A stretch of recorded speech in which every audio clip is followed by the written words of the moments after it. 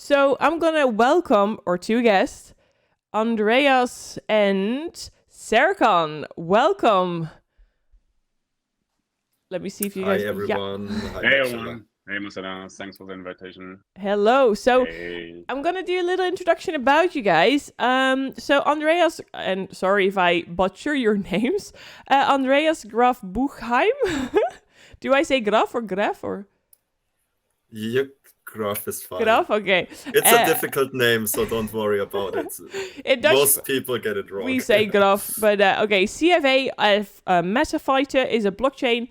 I'm not going to say that word. Just a person who really loves it. Early cryptocurrency adapter and investor in blockchain-based startups. He's a business consultant for startups and small companies with several years in corporate banking, consulting, and M&A. Then we have Serkan Duman. I hope I say that correct. CEO of Metafighter is a blockchain and cryptocurrency, enthusiast. That's the word I want to say. Advising and the blockchain startups. He's an entrepreneur, a senior project lead and specialist for early investments with experience in understanding technical and economics relations. So a lot of words. Definitely want to know more. So I kind of like to know, how did you guys came into the whole gaming industry? Let's start with Andreas. All right. I think my story is funnier than Serkan's anyway, so let's start.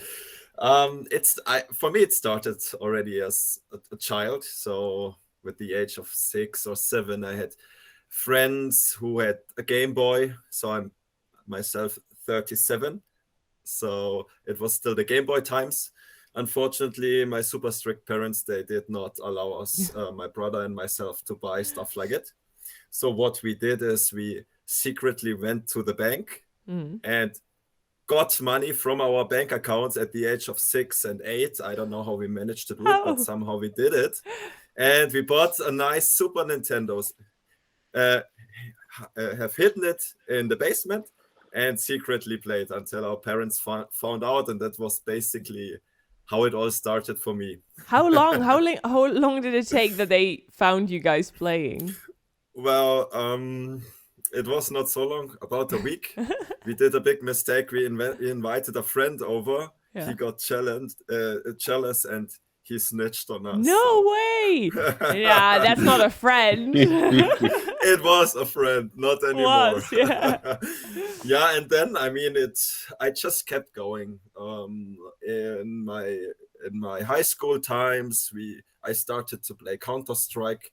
I got one of the first Counter-Strike keys from the CD-ROM that was ever sold. Like in 1999, I think I have a Half-Life and a Counter-Strike key. And I'm a quite easy person when it comes to gaming. I have like 4 games that I love, and I play them since 20 years. So and that is? Counter-Strike was one of it. Yeah. With the Nintendo, a lot of Mario and also Street Fighter, like the arcade fighting games. And as we talked before, Diablo is one of my favorites as well. But I used to bot, so I'm not a good example for a Diablo player. I used to earn my money during university with running several bots in Diablo 2, selling the stuff on eBay. That's something we can talk later when it comes to NFT. Yeah, and it's a good example. Are you gonna be playing the new Diablo? I will, for sure. Mm-hmm. The thing is, at the moment, there's not much time. I would love to play some Counter-Strike, some Diablo from time to time, also some old school games, but it is busy. Yep. And something has to fall short at the moment. It's unfortunately gaming. Still looking forward to all those new amazing games that are going to come out in 2023. Okay, well, perfect. I mean, it's a really fun way how you got into gaming. I really like it. Now we're going to listen to Serkan telling us a very boring story, or... I mean, my journey to the gaming world itself was not so excited as it was for Andreas. So I grew up here in the time where arcade halls was the place to play the games actually. Yeah. So without having a Game Boy, etc. And there was some special moments where I was catched by, especially fighting games. I mean, obviously, fighting games are my most favorite games. As I was a little boy, I was in arcade halls, and you need to put these coins in the machines, to play the games, and you're running out of coins, as a boy, and just begging your parents to get some more money and to play the games. And that was some moments in my life. Also, I mean, I still remember this picture, to watching other people playing while you enjoying it, but you want to play itself, and once in the years afterwards, the devices came out, where you can play also different games. I was so addicted, and that was actually how my journey started, in the gaming world. And I was addicted to, I mean, every fighting game almost, any popular like Street Fighter, Mortal Kombat, Tekken. Mm-hmm.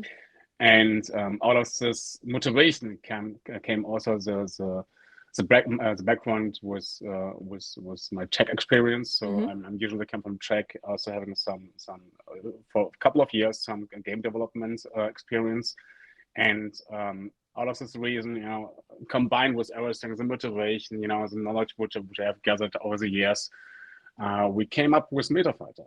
Okay. So, and I can call MetaFighter as the first, the real passion company which I ever had, built. So that's great.